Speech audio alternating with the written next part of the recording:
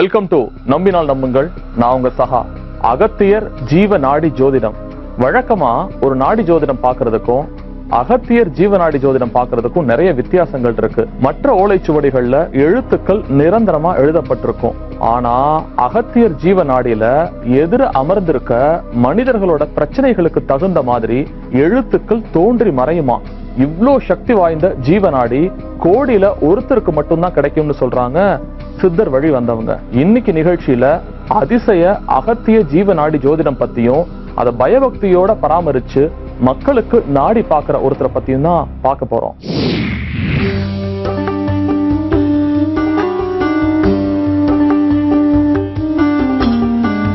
இந்த விளக்கு பார்த்து நாங்கள் தியானம் பண்ணுவோம். அந்த விளக்கு போய் அந்த நாகம் மறைச்ச உடனே அப்படியே ஒரு பரப்பிரம ஜோதி மாதிரி அகசியருடைய வடிவம் எங்க எல்லாருடைய கண்ணுக்கும் தெரிஞ்சது.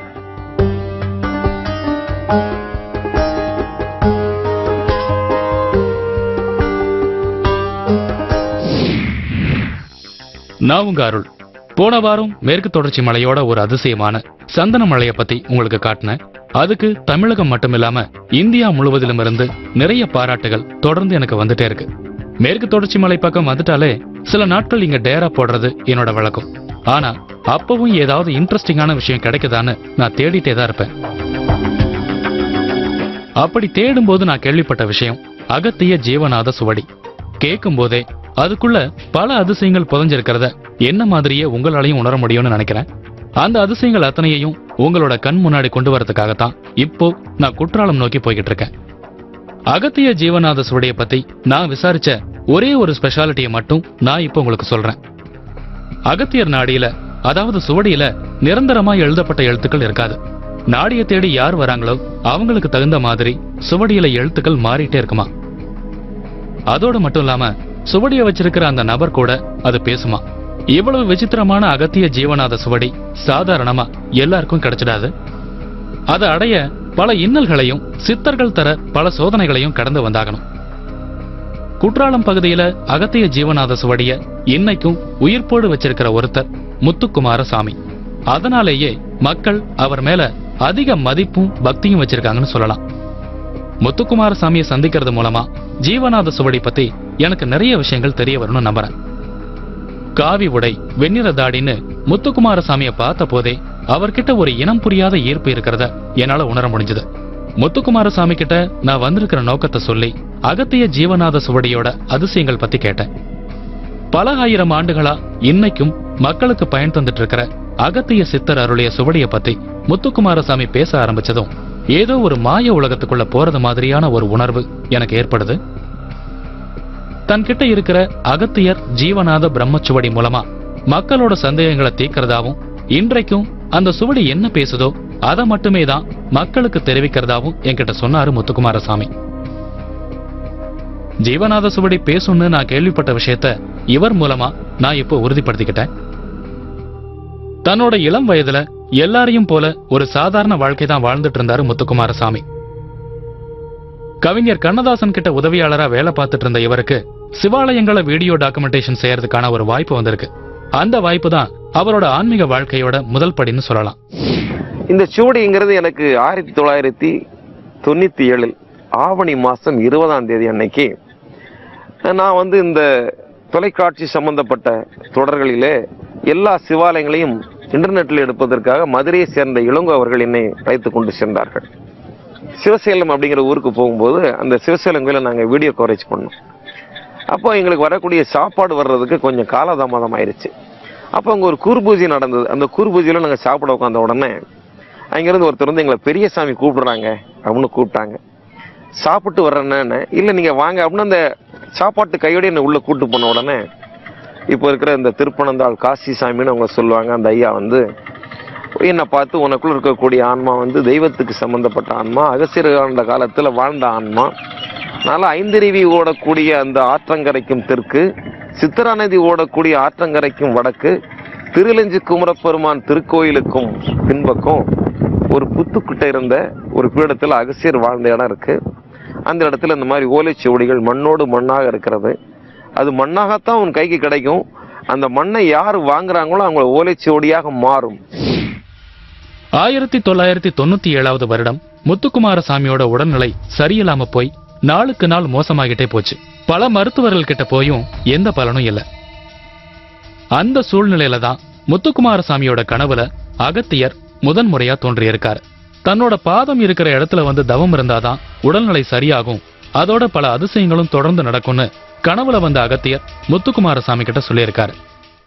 அது எப்படி ஐயா நாங்க எடுக்கிறது அப்படின்னா, 48 நாட்கள் நீ பூஜை செய்யணும், ஒரு 10 நாளில் விளக்கேற்றி வழிபாடு செய்ய முன்வினை கர்மா மாளும், 20 நாளில் விளக்கேற்றி வழிபாடு செய்ய இப்பிறையில் உள்ள கர்மா மாளும், 3ஓடு 10 கூட்டி 4ஓடு 8 கூட்டி விளக்கேற்றி வழிபாடு செய்யும் காலத்தில் நாகம் ஒன்று மேலேறி இறங்கும். அந்த நேரத்தில் உனக்கு பாதம் தெரியும், பீடமும் தெரியும். அதன் பின்னால் உனக்கு அகசியர் ஞானம் என்கிற சித்தும் அகசியருடைய சோடியும் கிடைக்கும் ஐயா எழுதி கொடுத்தாங்க. தன்னோட உடல்நிலை சரியானதும் இயல்பாவே அகத்தியர் மேல முத்துக்குமாரசாமிக்கு பக்தி அதிகரிக்க ஆரம்பிச்சிச்சு. அகத்தியர் சொன்ன இடங்களுக்கெல்லாம் போய் தொடர்ந்து தவம் இருக்க ஆரம்பிச்சாரு முத்துக்குமாரசாமி. அவர் கூட சித்தர்கள் மேல ஈடுபாடு இருந்த அவரோட 5 நண்பர்களும் துணை இருந்திருக்காங்க. இறுதியா ஒரு பௌர்ணமி தினத்தன்னைக்கு அகத்தியரோட வாக்குப்படி செண்பகாதேவி அருவி நீர், 2 லிட்டர் பால் உள்ளிட்ட அபிஷேக பொருட்களை எடுத்துக்கிட்டு அவரோட பாதத்தையும் புற்றையும் நோக்கி போயிருக்காங்க முத்துக்குமாரசாமியும் அவரோட நண்பர்களும். 48ஆம் நாள் அப்படியே ஒரு சர்ப்பம் அப்படியே வேகமா என்னுடைய முதுகுல ஏறி அந்த விளக்கு பார்த்து நாங்க தியானம் பண்ணுவோம். அந்த விளக்கு போய் அந்த நாகம் மறைச்சது.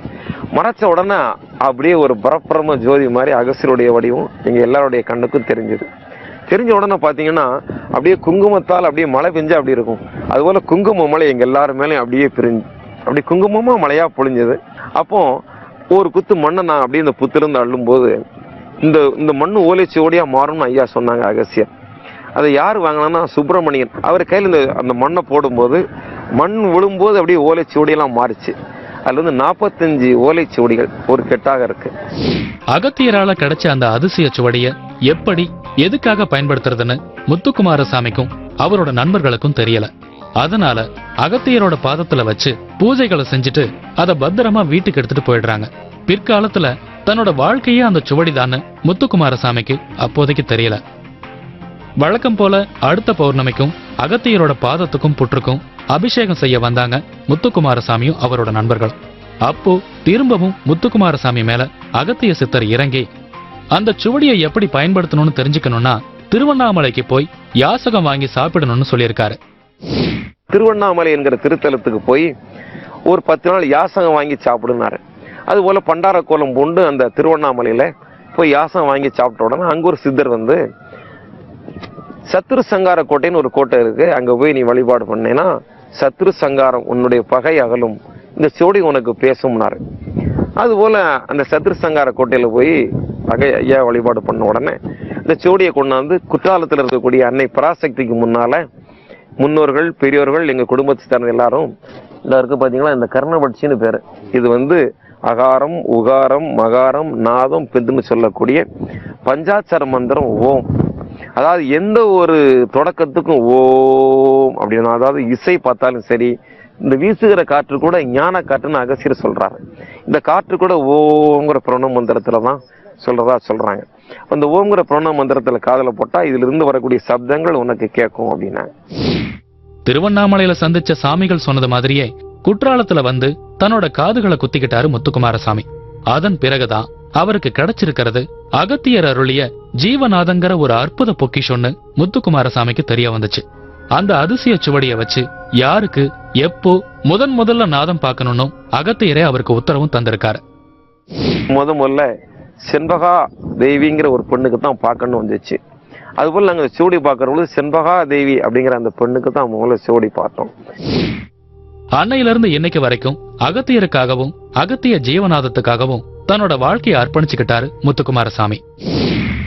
ஆரம்ப காலத்துல ஆன்மீகத்துல கொஞ்சமும் நாட்டமே இல்லாம இருந்த முத்துக்குமார சுவாமி அகத்திய ஜீவநாடி கிடைச்சதுக்கு அப்புறம் தன்னோட வாழ்க்கையவே அதுக்காக அர்ப்பணிச்சிருக்காரு. ஜீவநாடிகள் யாருக்கு அருளப்பட்டிருக்கோ அவங்களால மட்டும்தான் அதோட பலனை முழுசா மக்களுக்கு எடுத்து செல்ல முடியும். அதை பயன்படுத்தி மத்தவங்க யாரும் எந்த அதிசயத்தையும் நிகழ்த்த முடியாது. தொடர்ந்து பேசலாம் ஒரு சின்ன இடைவேளைக்கு அப்புறம். அகத்திய ஜீவநாடி மூலமா தினமும் தன்னை தேடி வர்றவங்களுக்கு சுவடி பார்த்து சொல்றாரு முத்துக்குமார சுவாமி. ஆனாலும் பௌர்ணமி நாள் அன்னைக்கு மட்டும் இவரை தேடி அதிக அளவிலான கூட்டங்கள் வருது. அதுக்கு காரணம் அன்னைக்கு ஒரு நாள் மட்டும் செண்பகதேவி கோவில்ல அமர்ந்து நாடி பார்க்கிற முத்துக்குமார சுவாமி மேல அகத்தியரே நேரடியா இறங்கி வர்றாருன்னு நம்பப்படுறதுதான். பௌர்ணமி ஆரம்பிக்கிற நாழிகையிலிருந்து முடிகிற நாழிகை வரைக்கும் அவரை அகத்தியராவே பாக்குறாங்க மக்கள். அகத்திய ஜீவநாத சுவடி தன் கூட பேசுன்னு ஏற்கனவே அகத்தியர் கனவுல சொன்ன மாதிரி அது தன் கூட பேச ஆரம்பிச்சதா சிலிர்ப்போட விவரிக்கிறாரு முத்துக்குமாரசாமி. முதல் தடவை ஜீவநாதம் பேசும்போது அதை புரிஞ்சிக்க முடியாத அளவுக்கு ஆச்சரியத்துல உறைஞ்சு போயிருந்திருக்காரு. இப்போ அகத்திய ஜீவநாத சுவடியும் முத்துக்குமாரசாமியும் இணக்கமா ஆயிட்டாங்க. அது சொல்ற அத்தனை விஷயங்களையும் புரிஞ்சுக்கிட்டு அத மக்களுக்கு அப்படியே சொல்லிட்டு இருக்காரு முத்துக்குமாரசாமி. இப்போ எதிரில் அமர்ந்திருக்கிற நபர்களை பொறுத்து ஜீவநாதம் தன் கூட பேசணும், அவங்களோட வருங்காலத்தை சொல்லணும்னு சொல்றாரு முத்துக்குமாரசாமி. அவர் சொல்ற செய்திகள் அத்தனையையும் மக்கள் அப்படியே பேப்பர்ல எழுதிக்கிறாங்க. ஏன்னா சுவடி தன்கிட்ட என்ன சொல்லுச்சுன்னு சில நிமிடங்கள் கழிச்சு முத்துக்குமாரசாமிக்கே தெரியாதான். பலவிதமான ஜாதகங்கள் குறிகள் இருந்தாலும் மக்கள் ஒரு கூடுதல் நம்பிக்கையோட முத்துக்குமாரசாமியை தேடி வராங்க. அதுக்கு காரணம் அகத்திய ஜீவநாதத்தை அடையறதுக்கு அவர் செஞ்ச அசர வைக்கிற முயற்சியும் இப்போ அதுக்காக அவர் அர்ப்பணிச்சிட்டு இருக்கிற நேரமும் தான். அகத்திய ஜீவநாதத்தால அருள பெற்ற முத்துக்குமாரசாமி தினமும் தன்னை தேடி வர 6 பேருக்கு மட்டும்தான் ஜீவநாதம் கேட்டு சொல்றாரு. அகத்தியரோட கட்டளைப்படிதான் தன்னால நடந்துக்க முடியும்னும் தான் இஷ்டத்துக்கு எதையுமே செய்ய முடியாதுன்னும் அதுக்கு விளக்கம் சொல்றாரு முத்துக்குமாரசாமி. நான் போயிருந்தப்போ அகத்திய ஜீவநாதத்தை தேடி வந்திருந்த பலர் தங்களோட குடும்ப பிரச்சனைகளை படம் பிடிக்க வேணான்னு என்கிட்ட கேட்டுக்கிட்டாங்க. அதனால சம்மதம் தந்த ஒரு சிலரை மட்டும்தான் நாங்க படம் பிடிச்சிருக்கோம். தன்னோட மகனோட வந்திருந்த தம்பதி முதல்ல கணவருக்கு அகத்திய ஜீவநாதம் கேட்டாங்க. அவர் எந்த காலத்துல என்ன மாதிரி தொழில் செஞ்சா நல்லா இருக்கும், அவங்களோட எதிர்காலம் எப்படி இருக்கும்னு அகத்திய ஜீவநாதத்துக்கிட்ட கேட்டு சொன்னாரு முத்துக்குமாரசாமி. தொடர்ந்து தங்களுக்கு ஆண் குழந்தை பிறக்குமான்னு கேட்ட அந்த தம்பதிகள் கிட்ட கண்டிப்பா பெண் குழந்தைதான்னு நாதம் சொல்றதா அடிச்சு சொன்னாரு முத்துக்குமாரசாமி. பொறுப்பினுடைய பரிவார கணக்கில் 7 புத்திரரை பெற்று வாழ்ந்திருக்கிறாங்க அந்த அம்மா. அதனால இந்த ஜென்மத்திலே அந்த கணக்குக்கு 4வது பெறணும் அப்படிங்கிற சட்டம். முதல் கர்ப்பம் இல்லாம போச்சு, 2வது கர்ப்பம் இந்த பையன், 3வது கர்ப்பம் கலந்தாச்சு. இது வேண்டாம் அப்படிங்கிற நிர்பந்தத்துக்குள்ள 2 பேரும் வந்தாச்சு அப்படின்னு சொல்றாங்க. யோக திருநாளில் கூடி வரும் காலகட்டத்தில் உங்கள் தாய் இருக்காங்களா, உங்கள் தாயார் உங்களுக்கு மகளா பிறக்கலாம் சொல்றாங்க. முற்பினுடைய பரிவாரண கணக்கில் தன்னுடைய மாங்கல்ய வாக்கியத்துக்குடைய மணவாளன் என்று சொல்லக்கூடியவனுடைய தாயே தன் வயிற்று பிள்ளையாய் பிறப்பாள். இவ்வளவு யோக புத்திரியாகவும் யோக பத்தினியாகவும் தெய்வ நிலைக்கும் பெறுவாள் என்பதும் சட்டம். அடுத்ததா அவங்களோட மகனுக்கு அகத்திய ஜீவநாதம் சொன்ன முத்துக்குமாரசாமி ஒரு அதிர்ச்சியான தகவலை அவங்க கிட்ட சொன்னாரு. கூடிய சீக்கிரம் அந்த சிறுவனுக்கு ஒரு கண்டம் இருக்கிறதாவும் அதை நிவர்த்தி செய்ய தான் சொல்ற சிவன் கோவில்ல அந்த சிறுவனை தத்து கொடுக்கணும்னு சொன்னாரு முத்துக்குமாரசாமி. தத்து இந்த பையனுக்கு கல்யாணம் 2 தத்து இருக்குமா, ஒரு தத்து கலைஞ்சிருக்கு, இன்னொரு தத்து கலையிருக்கு, தத்து கொடுத்து வாங்கிருங்க. அதாவது இந்த பையனை மதுரை மேல எங்க மதுரை இருக்கீங்க, அங்க இருக்கக்கூடிய பிள்ளையாருக்கு முன்னால விநாயகர் பெருமானே இது உன்னுடைய குழந்தை அப்படின்னு சொல்லிருங்க. சொல்லி 3 முறை பிரகாரம் சுத்திவாங்க. சித்திருந்த கையினால காயினோ இல்ல 3 குத்து அரிசியோ கொடுத்து அங்க இருக்கக்கூடிய பிள்ளையார்ட்டையோ இல்ல இந்த கொடிமரத்திலேயோ வச்சு இது பிள்ளையாருக்கு இல்ல சொக்கநாதர்னு கொடுத்து சொக்கநாதா இதனுடைய குழந்தை நான் கூட்டு போறேன் அப்படின்னு சொல்லி கூட்டு அந்த பெண்ணுக்கு ஆயுள் உறுதியா. மக்கள் கேட்கிற கேள்விகள் அத்தனைக்கும் எந்த ஒரு ஒளிவு மறைவும் இல்லாம அகத்திய ஜீவநாதம் சொல்ற செய்திகளை அப்படியே சொல்லிடுறாரு முத்துக்குமாரசாமி. இவரை தேடி வரவங்க ஏதாவது விஷயத்த மறைக்க நினைச்சாலும் அது சாத்தியப்படுறதில்ல. அடுத்ததா வந்திருந்த ஒரு நபருக்கு 2 மனைவிகள். அதை அவர் நைஸா மறைக்க பார்த்தாரு. ஆனா அகத்திய ஜீவநாதம் முத்துக்குமாரசாமி கிட்ட தெளிவா காட்டி கொடுத்துருச்சு. அதாவது ஒரு ஆன்மாவை புணர்வதும் ஒரு ஆன்மாவை தொடுவதும் திருமணத்துக்கு சமமானதான். சரிதானா? 1 2 ஒரு கல்யாணம் வேற அதான் நானும் கேட்க உங்க கணக்குக்கு முதலே வந்தாச்சு. அதனால ஒண்ணு தைரியமா சொல்லலாம். ஒருத்தருக்கு நாதம் பார்த்து முடிச்சு சுவடிய மூடினதும் அவருக்காக அங்க உருவான எழுத்துக்கள் தானா மறைஞ்சு அடுத்து வந்தவங்களுக்கான எழுத்துக்கள் உருவாகிறத நேர்கண்ணாலேயே மனிதர்களால பார்க்க முடியுமா? ஆனா அதுல இருந்து வர ஒளிய அகத்தியரால அருள பெற்றவங்க மட்டும்தான் கேட்க முடியுமா? வழக்கமா முத்துக்குமாரசாமி வெளியில எங்கேயும் போய் நாதம் பாக்குறது கிடையாது. ஆனா தவிர்க்க முடியாத சில நேரங்கள்ல வெளியிடங்கள்ல யாருக்காவது சுவடி பார்க்க நேர்ந்தா அதுக்கு தேவை ஒரே ஒரு சுவர் மட்டும்தான். இந்த சுவடி இல்ல, நான் தற்செயலா அவங்க வீட்டுக்கு வந்திருக்கிறேன், அகஸ்தியர் வந்து இவன் ஜென்மாந்திரத்துல என்னுடைய புத்திரனாகவோ என்னுடைய சீடர்கள் ஒருவனாக இருந்திருக்காருன்னா உங்களுக்கு பின்னாலே அந்த ரீடிங் வந்துடும் எங்களுக்கு. அகத்திய ஜீவநாதம் கிடைச்ச புற்று இருக்கிற இடத்துக்கு நேரம் கிடைக்கும் போதெல்லாம் போய் தவம் செய்யறத வாடிக்கையா வச்சிருக்காரு முத்துக்குமாரசாமி. அந்த இடத்த சுத்தி பல அதிசயங்கள் என்னைக்கும் கொட்டி கிடக்கிறதா சொல்றாரு. அதுல ஒன்ன எனக்கு காட்டுறதுக்கும் சம்மதிச்சாரு. என் கண் முன்னாடி புற்றுக்கு கீழே இருந்து பிடியளவு மண்ணை கையில அள்ளினாரு. கொஞ்ச நேரத்துல அந்த மண் கேமரா முன்னாடியே மஞ்சள் நிறமா மாறிச்சு. என் கண்ணை என்னாலேயே நம்ப முடியல. அகத்தியரோட அருள் பெற்றவங்களால மட்டும்தான் இது மாதிரியான அதிசயங்களை இங்க நிகழ்த்த முடியுமா? இன்னைக்கும் இந்த புற்றுக்கு கீழே சித்தர்கள் உலகம் இருக்கிறதாவும் அங்க ஒரு பெரிய குளம் இருக்கிறதாவும் சொல்லி என்ன பிரமிக்க வைக்கிறாரு முத்துக்குமாரசாமி. மனிதர்களோட பிரச்சனைகளை தீர்க்க ஜீவன் பெற்று வந்து நாடி சொல்றதாலதான் இந்த சுவடிக்கு ஜீவ நாடி அப்படின்னு பேர் வந்துச்சு. இன்னைக்கு நம்ம பார்த்துக்கிட்டு இருக்க முத்துக்குமார சுவாமி தினமும் தன்னை தேடி வர்ற முதல் 6 நபர்களுக்கு மட்டும்தான் ஜீவ நாடி பார்த்து சொல்றாரு. ஆனாலும் குழந்தை வரம் வேண்டியும் திருமணம் சம்பந்தமான விஷயங்களுக்காகவும் வர்றவங்களுக்கு மட்டும் எந்நேரத்திலையுமே நாடி பார்த்து சொல்றாரு. அப்படிப்பட்ட அகத்தியர் ஜீவ நாடி பத்தி நிறைய விஷயங்கள் தெரிஞ்சுக்கலாம் ஒரு சின்ன இடைவேளைக்கு அப்புறம். அகத்தியர் ஜீவ நாடியால அருள் பெற்றவங்க அந்த சக்தியை நில நிறுத்திக்கிறதுக்காக அகத்தியர் சொன்ன அத்தனை விஷயங்களையும் கடைபிடிச்சே ஆகணும். அப்படி இல்லைன்னா கொஞ்சம் கொஞ்சமா ஜீவநாடி அதோட சக்தியை இழக்க ஆரம்பிச்சிடும். முத்துக்குமார சுவாமியும் தன்னோட சக்திகளை நிலை நிறுத்திக்கவும் வலுப்படுத்திக்கவும் தொடர்ந்து சில தவங்களை செஞ்சுக்கிட்டே இருக்காரு. முத்துக்குமாரசாமி கிட்ட அகத்தியர் ஜீவநாத சுவடி மூலமா அருள்வாக்கு கேட்க வர மக்கள் அகத்தியருக்காக தேனும் திராட்சையும் கொண்டு வந்து தராங்க. அது அகத்தியருக்கு ரொம்ப பிடிச்ச உணவா. தினமும் 6 பேருக்கு மட்டும் வீட்டுல வச்சு அகத்திய ஜீவநாதம் சொல்ற முத்துக்குமாரசாமி பௌர்ணமி தினத்துல அகத்தியர் பாதத்திலையும் புற்றுலையும் வச்சு வர்றவங்க அத்தனை பேருக்கும் நாதம் கேட்டு சொல்வாராம். சில நாட்கள் விடிய விடிய கூட மக்கள் கூட்டம் வந்துகிட்டே இருக்குமா. அந்த நேரத்துல திருப்பதி லட்டு, பழனி பஞ்சாமிர்தம் மாதிரி மக்கள் விரும்பி கேட்கிற அத்தனை பொருட்களையும் கண்ணிமைக்கும் நேரத்துல வரவழைச்சு தருவாராம் முத்துக்குமாரசாமி. அதை நேர்ல பார்த்த மக்கள் என்கிட்ட விவரிக்கும் போதே அதை எப்படியும் படம் பிடிக்கணும்னு எனக்குள்ள ஆர்வம் ஏற்பட்டுச்சு. ஆனா அந்த காட்சிகளை படம் பிடிக்க அகத்தியர் உத்தரவு தந்தா மட்டும்தான் அனுமதிக்க முடியும்னு சொல்லிட்டாரு முத்துக்குமாரசாமி. அதுக்கு இன்னும் சில மாதங்கள் நான் காத்திருக்க வேண்டியிருக்கும்னு நினைக்கிறேன். அகத்திய ஜீவநாதம் கிடைப்பதற்கு அரிய பொருள்ங்கிறதால அதை அபகரிக்கவும் சில பேர் முயற்சி செஞ்சிருக்காங்களாம். ஆனா அதோட பாதுகாப்புகளை மீறி யாராலையும் அதை நெருங்க கூட முடியாதுன்னு துணிச்சலா சொல்றாரு முத்துக்குமாரசாமி. ஒரு முறை இது மாதிரி நிறைய நாங்கள் அனுபவப்பட்டோம். அதாவது அகசியர் பூஜையிலேயோ இல்லையோ எங்களுக்கு எதுவும் இந்த மாதிரி சுடி எடுக்கணும் அப்படிங்கிற நோக்கத்தோடு வந்தாலே அவர்களுக்கு நிறைய இடர்கள். ஏன் அப்படின்னா இதை படிக்கிற ஒரு பேராற்றலும் அந்த ஆத்மாவும் அந்த சக்தியும் முன்னோர்களாக எனக்கு வழங்கப்பட்டிருக்கு. எடுத்துட்டு போனால் அவங்களுக்கு ஒன்றும் தெரிய போறதில்லை. சுவடிகள் தெரியும், எழுத்துக்கள் தெரியுமே தவிர வந்து சப்தங்களை யாரும் வர்றதில்லை. அது ஒரு முறை என் கூட சேர்ந்த நண்பர்களை முயன்று பார்த்தாங்க. ஆனால் அவர்களுக்கு அது வந்து புலப்படலை, சொல்ல முடியல. அகத்திய ஜீவநாதம் அருள பெற்ற பிறகு தன்னோட வாழ்க்கையில பல மாற்றங்களை கொண்டு வந்திருக்காரு முத்துக்குமாரசாமி. முழு நேரமும் சித்த வழிபாட்டிலேயே முழு கவனம் செலுத்திட்டு இருக்காரு. தனக்கும் அகத்திய ஜீவநாதத்துக்கும் இருக்கிற பந்தத்தை அதிகரிக்கவும் பலப்படுத்தவும் பஞ்சமி தினத்தன்னைக்கு அழுகண்ணி சித்தர் தியானம் செஞ்ச இடத்துல கண்ணை திறந்துகிட்டே ஏறக்குறைய 5 மணி நேரம் தவம் இருக்காரு முத்துக்குமாரசாமி. வருங்காலத்திலையும் அகத்திய ஜீவநாதம் மூலமா மக்களுக்கு இன்னும் நிறைய நன்மைகள் செய்ய வேண்டியிருக்கான். அதனால தனக்கு பிறகு சுவடி பார்க்கிற பொறுப்பை தன்னோட 4வது மகனுக்கு ஒப்படைக்க போறாராம் முத்துக்குமாரசாமி. ஆனா அதுக்கு அகத்தியரோட உத்தரவு கிடைச்சே ஆகணும். அப்படி இல்லைன்னா சுவடி பார்க்கிற நிகழ்வு முத்துக்குமாரசாமியோட முடிஞ்சு போயிடும். இன்னைக்கு கண் முன்னாடி சில அதிசயங்களை எங்களுக்கு காட்டிட்டாலும் இன்னும் பேரதிசயங்கள் பல அவரை சுத்தி தொடர்ந்து நடந்துட்டு இருக்கான். அதையெல்லாம் எனக்கு காட்ட அகத்தியரோட அருளும் உத்தரவும் தேவையாம்.